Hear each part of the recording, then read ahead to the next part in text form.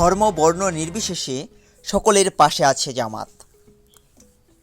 সারা দেশব্যাপী বাংলাদেশ জামায়াতে ইসলামী নেতারা হিন্দু ধর্মাবলম্বী লোকদের সাথে সাক্ষাৎ শুরু করেছেন।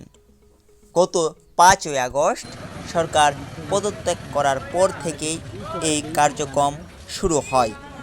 এতে জামালপুরের ইসলামপুর উপজেলাও অংশগ্রহণ করেন। জামায়াতের ইসলামপুর উপজেলা আমির খন্দকার লিয়াকত আলীর নেতৃত্বে সকল পেশাজীবী সাধারণ মানুষের সাথে সালাম বিনিময় করেন।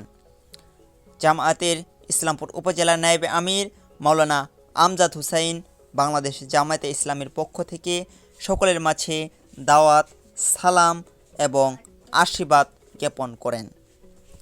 এ সময় তিনি বলেন, আমরা হিন্দু, বৌদ্ধ, খ্রিস্টান সহ সকল ধর্মাবলম্বী লোকদের পাশে আছি। কারো কোনো ক্ষতি হলে, সন্ত্রাসীদের চাঁদাবাজি করতে দেখা গেলে জামাত শিবিরের লোকদের ফোন করলেই মুহূর্তেই চলে আসবে। হিন্দুদের বাড়ি পরিদর্শন করার পর জামায়াতে ইসলামী নেতারা ইসলামপুর বাজারের ব্যবসায়ীদের সাথে সাক্ষাৎ করেন এবং সবাইকে নিশ্চিন্তে ব্যবসা করতে উৎসাহিত করেন। এ সময় উপস্থিত ছিলেন উপজেলা সেক্রেটারি রাশেদুজ্জামান রাশেদ, অর্থ সম্পাদক মোহাম্মদ আবু মুছা, শিবির সভাপতি আহসান উল্লাহ, সেক্রেটারি জুনায়েদ আল হাবিব সহ প্রমুখ।